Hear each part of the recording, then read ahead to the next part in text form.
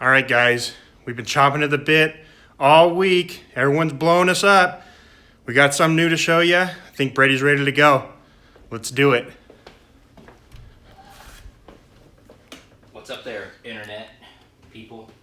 Hey, it's your pal Brady here from Monkey Edge. Now, before we get into this reveal, which I took the day off because I wanted to let Tommy and the crew have to deal with the emails and the phone calls and stuff. But we're so excited. Came back. We're working a little bit late here on a Friday night. We wanted to bring it to you. But before we get started, just wanted to get some vernacular, some of the terms correct, right? And one of the biggest problems that we have in selling knives to people is for some reason people think of knives differently. Is there too much hands for the internet? Anyway, for some reason people look at knives different than any other tool for some reason. People understand that this tiny gunsmith type hammer from Brownells has a different purpose than this, whatever, 3-pound sludge type of hammer, right? Like, you're not going to do the same things. That doesn't make this one better or this one worse or anything. It just means two different things. Tap little things delicately, tap other things heavily, maybe even break some stuff, right? All right, so that's out of the way. So, over the years, that's a secret one. We're going to cover that. We'll cover that with Skill Set. Latest issue of Skill Set with Michael Rooker on the cover. For many years, that we've been selling Strider knives, and kind of two of the best-selling fixed blades in the Strider lineup have been the SA and the DB, and we've sold literally hundreds, if not thousands, of them the world over to just about everybody, from military, law enforcement, to outdoors folks, to guys carrying them concealed, etc., etc. These two knives, while being like damn near identical in size, had very different design purposes. The DB was designed by a well-schooled cop who basically wanted an urban wrecking tool. He basically wanted a pry bar with an edge to it, right?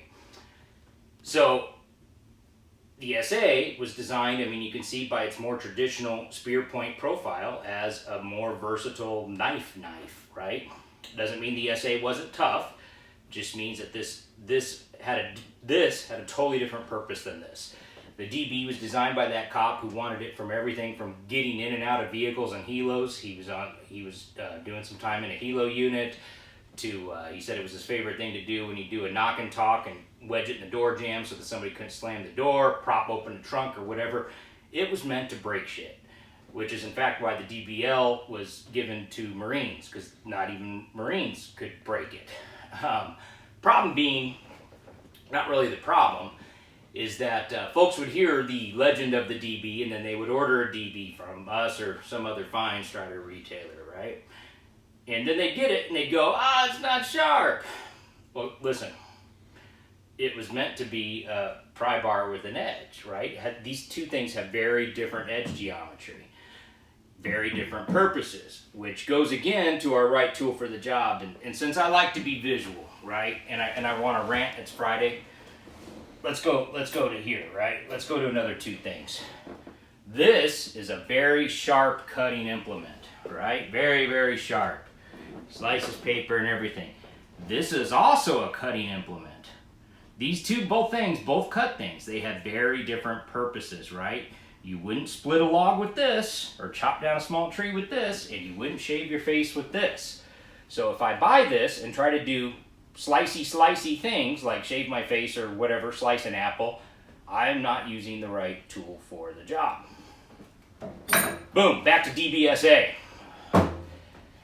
So the compromise has always been, and both of these knives have their proponents, right? Guys that would buy this, again, some of them would go,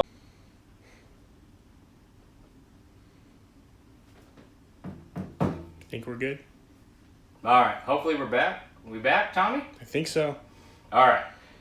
So, SA, much more versatile type of knife, but obviously by its design and its geometry, it's not going to be as big of an urban wrecking tool as the mighty DB, right?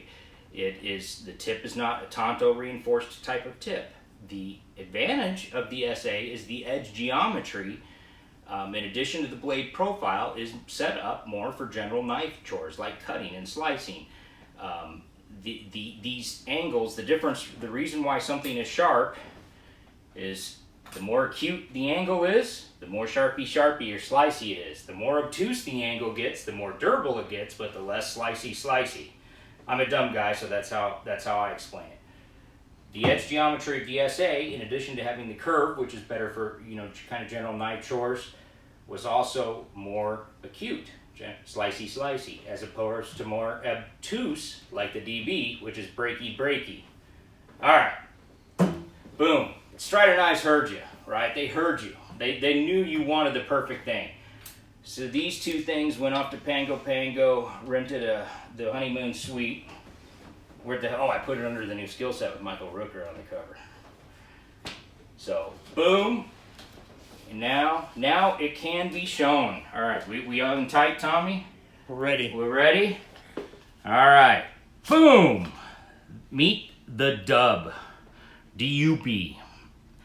Now, I don't know how well this is coming through on the camera right now, but this is really an attempt to get the best of both worlds. So what we got here is we took the Tonto, I say we, but it was actually Strider. I don't do anything besides eat. Took the reinforced Tonto type of tip of the DB, right? And combined it with the main cutting edge of the SA.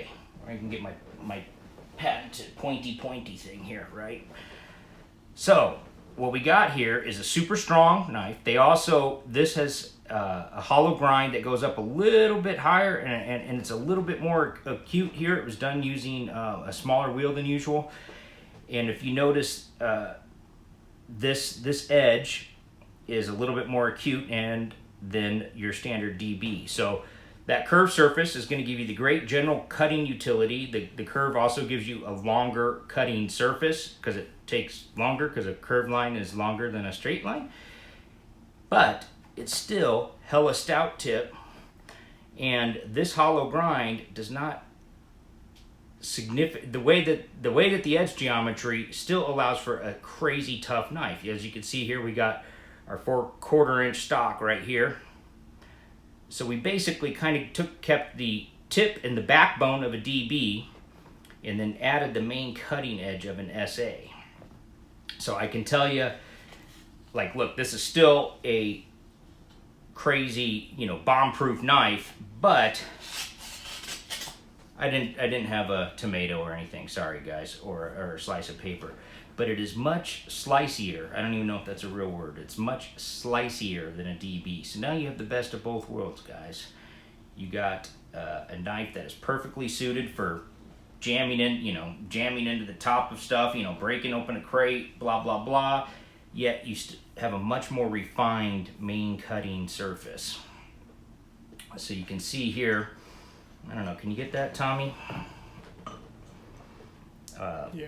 Very identical in length and everything, but if you can get straight down here, you can see that belly, it's basically, that belly kind of comes out, so it's a little bit wider than the DB. These guys are 1/4 inch or 250 thick CPM 3V steel, which we're all huge fans of. And just so, do the standard, I guess I'll do my standard disclaimer on 3V. It is not a true stainless. Stainless does not mean that steel will not rust. It means it's less prone to corrosion and staining. So that's the trade-off, right? You get, with 3V, you get to give up a little bit of that corrosion resistance in exchange for extreme toughness. And toughness is, it's defined as its ability to resist chipping and breaking and cracking. And if you see that crazy video we did years ago where, you know, we're batoning cinder blocks and stuff, or if any of you steel nerds out there, guys would know that 3V is an awesome steel for this type of application.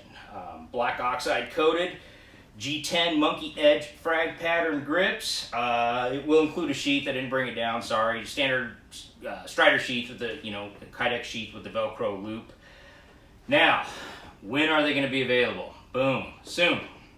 As soon as we sign off here and get this uploaded and everything, we're going to make the sign-up product live on the website. Now that means you can sign up to be notified when these are actually in stock.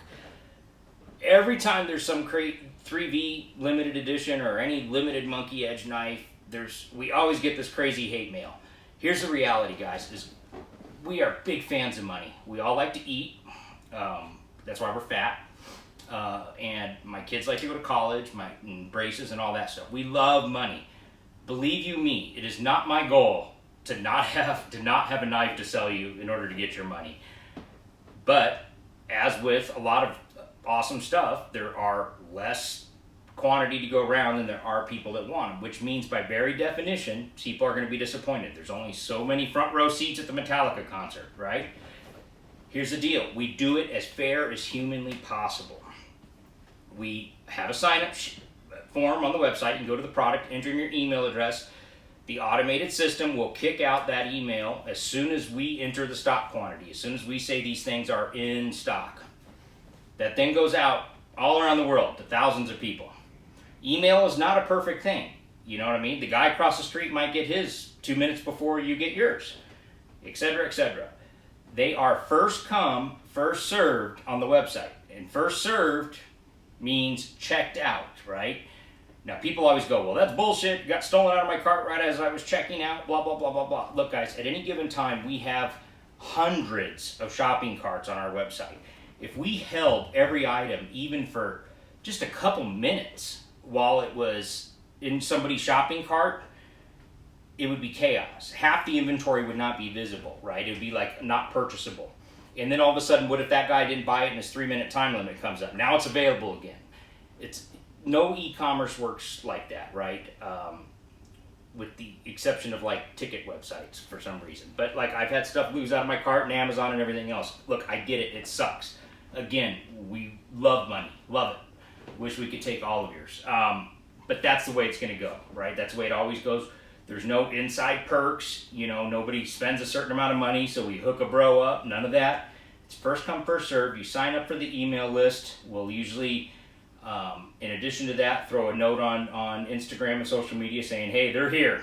And then it is, you know, off to the races. And so literally you got to keep in mind, right as soon as you get that notification, you know, thousands of people around the world are going to be trying to get them too. And then it's just a matter of who checks out the quickest, right? We limit them to one per person. You know, somebody always tries to get slick, thinks they can sell the next one on eBay for more money or something, and they'll, you know, try to order it under their wife's name. It's one per person, not one for you and your Aunt Mildred that lives with you and your kid and everything else.